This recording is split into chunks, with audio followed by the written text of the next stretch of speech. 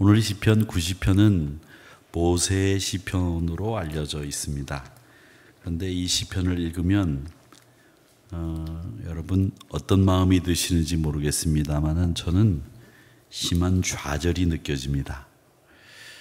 이 우리 인생을 한 경점 같다 그렇게 얘기를 하시는데 티끌로 돌아가게 하고 밤의 한순간 같을 뿐이다. 4절 말씀이 옛날 성경에는 경점이라고 돼 있었어요. 경점이 뭐냐면 밤을 4등분 중에 한 부분이에요. 그러니까 온전한 밤도 아니고 밤을 4등분한 한 밤의 4분의 1밖에 안 되는 시간이 경점이라는 시간입니다. 근데 우리가 가지고 있는 성경에는 밤의 한순간 같을 뿐임이니다 이렇게 돼서 그걸 경점이라는 말을 한순간이라는 말로 바꿨는데, 그러니까 밤의 4분의 1밖에 안 되는 시간이 우리 인생길이다 라고 하는 거죠. 우리 나이 드신 장로님들과 권사님들 젊은 시절 생각나시죠? 여쭤보면 지금 마음 어떠십니까? 그러면 열의 열 나이 드신 권사님들은 아직도 마음은 28 청춘입니다. 그렇게 얘기하세요. 그리고 젊은 시절에 그 많은 영화, 뭐라고 그럴까, 영화라고 하긴 뭐하지만 젊은 시절에 그 이쁘고 잘 나가던 그때가 어제 같거든요. 그런데 시간이 이렇게 빨리 지나갔다고 한탄을 하면서 젊은 사람을 보면 뭐라고 얘기하시냐? 그때가 좋은 때야. 이렇게 이야기를 하십니다. 그러니까 이 시편은 우리에게 엄청난 좌절을 주는 시편인데, 사실은 또 자세히 들여다보면 확신과 소망으로 가득 찬 내용이라는 것도 알 수 있습니다. 인생은 눈 깜짝할 사이에 지나갑니다. 불교에서는 이거를 찰나라는 용어를 씁니다. 그래서 찰나라는 용어는 순식간이라는 말인데 불교 용어입니다. 그래서 우리 기독교인들은 잘 안 쓰는 용어인데, 우리 기독교인들이 잘 안 쓰는 이 빠른 시간을 이 젊은 사람들은 뭐라고 얘기하느냐면, 새 중에 제일 빠른 새가 어떤 새인 줄 아십니까? 그러면 눈 깜짝할 새라고 얘기합니다. 히브리 사람들은 인생의 빠름을 쏜 화살 같다 그렇게 이야기를 합니다. 그러니까 인생이 날아간다는 거죠. 그래서 전도서 기자는 인생의 무상함을 보고 헛되고 헛되다 그렇게 이야기를 했습니다. 근데 우리 인생은 그렇게 쏜 화살같이 빨리 지나가는 것만 있는 게 아니라 게다가 우리 삶은 고단합니다. 힘든 일이 한두 가지가 아닙니다. 이게 풀리면 저게 매이고 저게 풀리면 이게 매이고 영 풀리지 않는 인생처럼 보입니다. 그래서 우리 인생길을 걸어가면서 도무지 넘으면 또 산이고 넘으면 또 산이고 건너면 또 강이고 또 건너면 강이고 이번에는 바다가 배떡하니 있는 이런 일들이 수도 없이 반복이 됩니다. 여러분, 제가 이 부분에서 여러분에게 한번 물어보겠습니다. 똑같은 무기, 똑같은 능력을 가진 군대가 맞붙으면 누가 이기겠습니까? 누가? 똑같은 능력을 가지고 있는 전투력을 가지고 있습니다. 똑같은 능력, 화력을 가지고 있습니다. 누가 이기느냐? 답은요, 끝까지 견디는 부대가 이깁니다. 끝까지 견디는. 이게 누구 얘기냐면 그 유명한 나폴레옹의 이야기입니다. 끝까지 견디는 사람이 이깁니다. 그러니까 우리 인생길에도 끝까지 견디는 분이 이기게 되어 있습니다. 그러니까 이 견디는 것이 굉장히 중요합니다.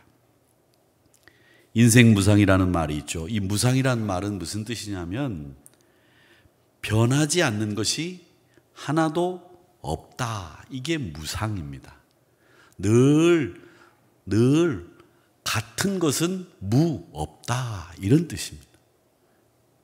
그러니까 우리가 인생을 살면서 저 사람은 절대 안 변하고 절대 저 사람은 내 편일 거야 이렇게 생각을 했는데 어느 순간에 변해 있어요. 그러면 어떻게 됩니까? 허무한 거예요. 이럴 수 있나? 내가 헛살았는지 아니면 저 사람이 헛살았는지 둘 중에 하나인데 이게 왜 이런가 싶으면 허무해지는 겁니다. 그러니까 여러분 알고 계셔야 됩니다. 모든 게 다 변합니다. 안 변하는 게 없습니다. 다 변합니다. 그런데 변하는 것이 다 나쁘냐? 저는 그렇지 않다고 생각합니다. 아픈 몸이 변해서 건강한 몸이 된다면 좋은 일이죠.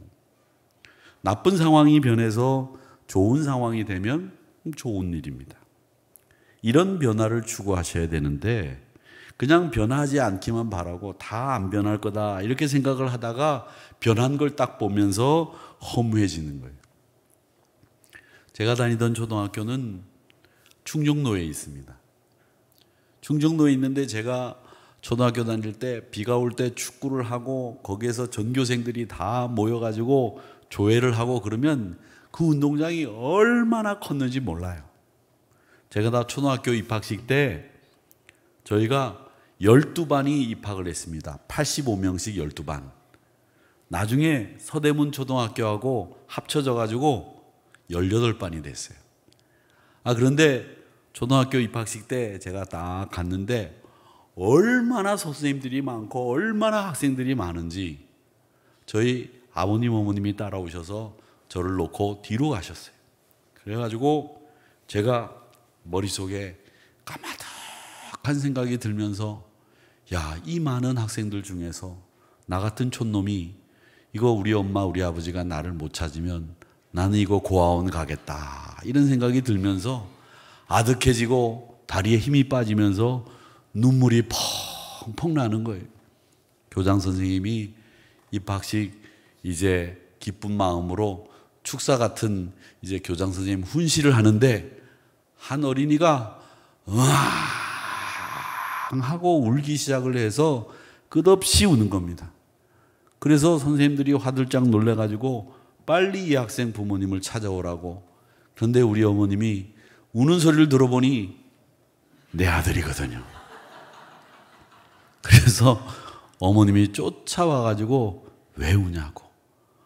엄마가 없는 줄 알고 고아원 갈 줄 알고 울었다고.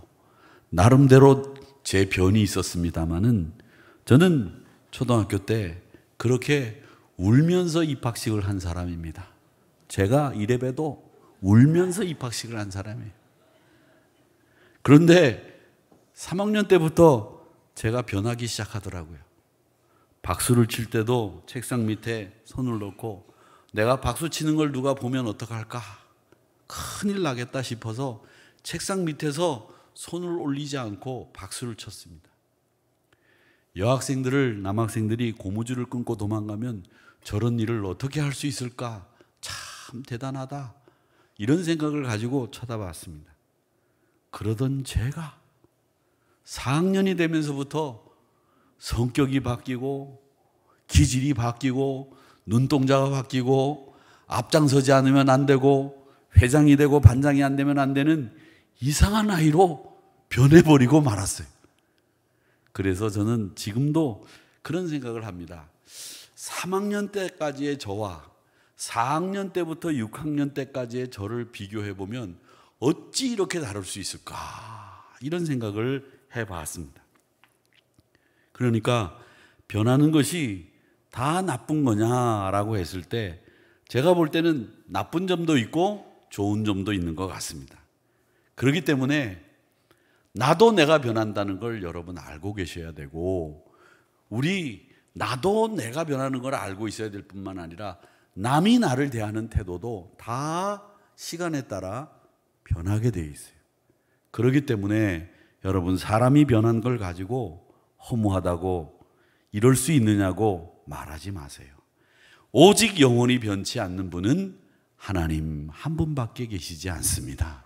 저는 그걸 믿습니다. 사람은 다 변하게 돼 있어요. 그렇기 때문에 오늘 이 시편을 읽으면서 좌절하거나 낙심하지 마시고 변하지 않는 하나님, 늘 똑같은, 늘 어제나 오늘이나 내일이나 우리를 사랑하시는 하나님을 바라보면서 이기고 견디시기를 주님의 이름으로 축복합니다. 오케스트라가 지휘자를 잘 따르면 아름다운 연주로 관객들에게 감동을 줄 수 있지만 이 지휘자의 인도를 무시하면 듣기 싫은 소음만 낼 뿐입니다. 우리 삶도 마찬가지입니다. 지혜로운 삶을 살기 위해서는 하나님이시라고 하는 이 지휘자를 잘 따르며 사는 것이 여러분 인생에 아름다운 화음을 낼 수 있는 길이라고 하는 것을 잊지 마시기를 바랍니다. 우리 덧없는 인생길, 진정한 우리의 의미를 찾기 위해서는 항상 하나님과 연결되어 있어야 됩니다. 하나님과 끊어져 있는 사람들은 싫은 소리만, 소음만, 쓸모없는 소리만 내게 되어 있다라는 것을 기억하시기를 바랍니다. 그래서 시인은 오늘 영원한 창조해 주신 하나님께 그 신뢰를 고백하죠. 1절을 같이 읽어보겠습니다. 시작. 주여, 주는 대대 우리의 거처가 되셨나이다. 이 거처라고 하는 말은 변함없이 우리가 안전하게 머물 수 있는 장소를 이야기합니다. 창조 전부터 영원까지 우리 하나님은 우리를 위해서 안온한 거처를 마련해 주시고 그분이 우리를 초청하실 때 그 초청에 응하게 되면 그분의 품 안에서 안온하게 지낼 수 있다라고 하는 겁니다. 그러기에 시인은 오늘 우리 하나님께서 우리를 위한 거처를 마련하셨고 우리가 가장 편안하게 머물 수 있는 장소가 되어주셨다라는 고백을 하고 있습니다. 사랑하는 성도 여러분, 제일 안전하고 제일 편안한 곳, 그곳에서 여러분의 삶을 마음껏 하나님 품 안에서 마음껏 누리시며 살아가는 저와 여러분이 되시기를 주의 이름으로 축복합니다. 자, 그런데 문제가 있습니다. 그 문제가 뭐냐? 우리 하나님은 제한이 없으신 하나님인데 그 모습과는 달리 우리 인간은요, 너무나 명백하게 제한이 걸려 있어요. 리미트가 걸려 있다는 거죠. 유한한 존재라는 겁니다. 그래서 하나님께서는 우리 사람을 티끌로 돌아가게 하시고 너희 인생들도 돌아가라고 명령하고 계십니다. 여러분, 제가 어떤 분 장례식에 이제 가서 이제 화장장에서 화장을 하고 그분의 유골함을 이제 확인하는 시간에 가족들과 함께 들어갔는데 그분이 돌아가시기 직전에 넘어지셨어요. 넘어지시지 말라고 말씀드리는 이유 중에 하나가 넘어지셨는데 이 대퇴부 관절을 다치셨어요. 그래가지고 여기 엉덩이를 째가지고 여기다가 큰 쇠를 박아가지고 그 쇠를 박는 과정에서 고생을 하셨어요. 그리고 1년 남짓 그렇게 사시다가 결국 돌아가셨어요. 그리고 난 뒤에 화장을 하고 가족들과 함께 들어가서 그 화장한 유골함을 이렇게 보니까 다른 건 아무것도 없는데 그 대퇴부에 넣었던 철사만, 이 철 덩어리가 덩그러니 나와 있는 거예요. 그걸 보면서 참 이게 우리 인생이 이렇구나. 화장을 하고 나니까 남는 건 철덩어리 하나. 이건 저희들이 알아서 버릴까요? 가져가시겠습니까? 그러니까 버리세요.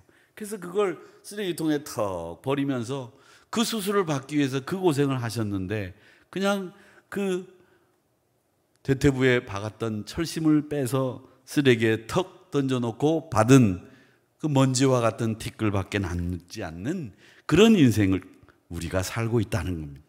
그래서 5절에 보면 주께서 그들을 홍수처럼 쓸어가시고 그들은 잠깐 자는 것 같았고 아침에 돋는 풀 같은데 점심이 돼서 해가 돋으면 져버리고 흔적도 없이 사라져버리는 이런 것을 우리 인생이라고 비유하고 있습니다. 하루살이에 비교될 만큼 유한한 존재라는 겁니다. 그렇다면 왜 그렇게 우리 인간의 삶이 갑자기 사라지는 유한한 존재가 됐느냐? 그건 우리 인간의 죄에 대한 하나님의 진노 때문입니다. 7절입니다. 같이 읽어보겠습니다. 시작. 우리 주의 노에 소멸되며 주의 분내심에 놀라나이다. 아멘. 우리 인생이 이렇게 주의 노에 분내심에 우리가 한순간에 사라지는 인생이 돼버리고 말았다는 거죠. 어제 혹은 저녁에 제가 혼자 아무도 없는 교회에 제가 제 방에 앉아서 책을 읽을 때나 설교 준비를 할 때가 있습니다. 이 설교 준비를 하고 난 뒤에 가만히 이렇게 있다가 나오다 보면 누가 불러요. 목사님. 부르면 돌아서면 돌아가신 장로님들이 쫙 서 계세요. 또 누가 불러요. 권사님들이 이렇게 돌아가신 권사님들이 쫙 서서 저 끝에 최경미 권사까지 쫙 서 있어요. 뭘 또 놀래. 제 눈에 그렇게 보인다는 거예요. 정말 그분들이 나타나는 게 아니고, 나타나면 뭐 좋기라도 하겠는데 안 나타나요. 저한테는 이상하게. 그래서 제가 무슨 말씀을 드리려고 하느냐면, 잠깐 있다가 가신 분들 같단 말이죠. 영원히 같이 있을 것 같았던 우리 장로님들, 영원히 같이 있었을 것 같은 그 권사님들이 저하고 잠깐 있다가 헤어져서 하나님 나라로 다 가버리시고, 우리도 언젠가는 그런 길을 가게 돼 있다는 거죠. 이게 다 유한한 우리 존재, 그 죄 때문에, 주의 분 때문에, 진노 때문에 날아가는 존재가 돼버리고 말았다는 겁니다. 우리는 그렇게 금방 사라지게 되어 있습니다. 그렇기 때문에 우리 인간은 하나님 의지하지 않으면 안 됩니다. 시인은 그 하나님 의지하는 마음을 뭐라고 표현하고 있느냐, 12절 말씀을 같이 읽어보겠습니다. 시작. 누가 주의 노여움의 능력을 알며 누가 주의 진노의 두려움을 알리까.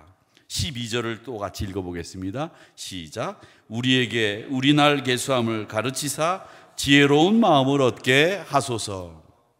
아멘. 지혜로운 마음, 이게 뭐냐면 똑똑하고 명석한 마음이 아닙니다. 하나님을 의지하는 마음이 지혜로운 마음이라고 시인은 이야기하고 있는 거예요. 사랑하는 성도 여러분, 우리는 어차피 오래 살아도 90, 오늘 말씀에도 그 말씀이 나옵니다. 우리가 어떤 인생을 살아가느냐 이렇게 이야기합니다. 이렇게 이야기하는데, 우리의 연수의 자랑은 수고와 슬픔, 신속히 가니 우리가 날아갑니다. 그렇게 이야기를 하면서 우리 인생길이 그렇게 길지 않다고 10절에서는 또 뭐라고 얘기하냐면, 강건하면 80이고 연수가 70이라고 이야기하고 있습니다. 여러분, 70년이라고 하는 인생길이 그렇게 길지 않습니다. 그런 걸 느끼시죠? 그렇게 나가기 때문에 우리가 가져야 될 마음은 지혜로운 마음인데, 그 지혜로운 마음이 뭐냐? 내가 유한합니다. 내 시간이 정해져 있습니다. 하나님, 내가 정해져 있는 시간을 살지만 나에게 지혜로운 마음을 얻게 하셔서 하나님 절대 의지하게 해 주세요. 이게 지혜로운 마음입니다. 그러기에 사랑하는 성도 여러분, 지혜로운 마음을 얻으시기를 축복합니다. 하나님 의지하셔야 됩니다. 지혜의 왕이라고 불렸던 솔로몬이 뭐라고 그랬습니까? 전도서 1장 2절 3절 보니까 전도자가 이르되 헛되고 헛되며 헛되고 헛되니 모든 것이 헛되도다. 해 아래에서 수고하는 모든 수고가 사람에게 무엇이 유익한가? 유익한 거 없다는 거죠. 이 솔로몬은 모든 부귀 영화를 누렸던 사람입니다. 세상의 어떤 것도, 세상의 어떤 수고와 노력도 인간의 영원함에 대한 갈망을 채울 수 없다는 고백입니다. 솔로몬이 그걸 알고 고백한 거예요. 헛된 것을 채울 수 있는 것은 오직 하나, 하나님의 지혜, 그거밖에 없기 때문에 그 지혜를 온전히 얻기 위해서 갈망하는, 지혜의 마음을 갈망하는 마음 가져야 된다. 이게 솔로몬의 권면입니다. 그러기에 사랑하는 성도 여러분, 오늘 시인은 이 유한한 인생길에 주의 분노와 주의 노에 날아가는 우리 인생길에 지혜로운 마음을 얻게 해달라고 기도하고 있는 것이 하나. 그게 첫 번째. 두 번째 있습니다. 마지막이며 두 번째가 뭐냐? 하나님의 은혜를 바라고 간구하는 마음을 갖습니다. 13절을 같이 읽어보겠습니다. 시작. 여호와여 돌아오소서. 언제까지니까 주의 종들을 불쌍히 여기소서. 하나님의 은혜를 구하는 거죠. 우리 인간의 허무함에서 구원해낼 수 있는 유일한 분, 하나님 한 분밖에는 안 계십니다. 내 삶 가운데 하나님이 개입해 주시면 아름다운 열매가 맺혀집니다. 결국 죄 가운데 살다가 죽을 수밖에 없는 우리 인간은 하나님의 지혜 학교에서 늘 지혜를 배우는 학생으로 살아가야 될 줄로 믿습니다. 이 지혜로운 마음을 갖게 되면 절망적인 마음, 덧없는 마음, 낙심하기 쉬운 마음 다 고치고 하나님만 의지하고 하나님만 바라보면서 이 유한한 인생길을 살아갈 수 있다는 겁니다. 그러기에 이 지혜로운 마음을, 하나님을 의지하는 지혜로운 마음을 여러분 가지시고, 그리고 우리는 하나님의 은혜를 갈망하는, 하나님이 우리를 불쌍히 여겨주시기를 바라는 마음을 가지고 살아가는 것, 이게 유한한 인생길에 살아가는 우리들의 자세라고 하는 것을 시인은 우리에게 말씀하고 있습니다. 그러기에 에베소서 5장 15절에서부터 17절까지의 말씀은 이렇게 얘기합니다. 너희가 어떻게 행할지를 자세히 주의하여 지혜 없는 자 같이 하지 말고 오직 지혜 있는 자 같이 하라, 이렇게 말씀하셨는데, 그 지혜 있는 자 같이 하라는 말씀이 뭐냐? 하나님 의지하라는 거예요. 하나님만 의지하라는 거예요. 그리고 16절 말씀에 보면 세월을 아껴라, 때가 악하다, 이렇게 말씀하면서 쓸데없는 것에 머리 쓰고 신경 쓰지 말라고 말씀하시면서 어리석은 자가 되지 말고 주의 뜻이 무엇인가를 이해하는, 주를 의지하는 자 되라고 말씀하고 있습니다. 그래서 오늘 이 한 경점 같은, 밤의 한 경점 같은 인생길을 살아가는 우리에게 시인은 우리에게 권면합니다. 지혜로운 마음을 얻게 해주세요. 그 지혜로운 마음은 뭐냐? 하나님 의지하는 마음이요, 하나님 앞에 은혜를 구하는 마음을 가지고 사시기 바랍니다. 그렇게 권합니다. 이 두 가지가 밤의 한 경점 같은 인생길을 살아가는 우리들에게 시편 90편, 모세가 쓴 시라고 알려져 있는 이 시편에서 시인이 우리에게 권하는 내용이라는 것 기억하시면서 지혜로운 마음으로, 은혜를 갈망하는 마음으로 여러분의 심령을 단단히 무장하시는 이 저녁 시간 되시기를 주님의 이름으로 축복합니다.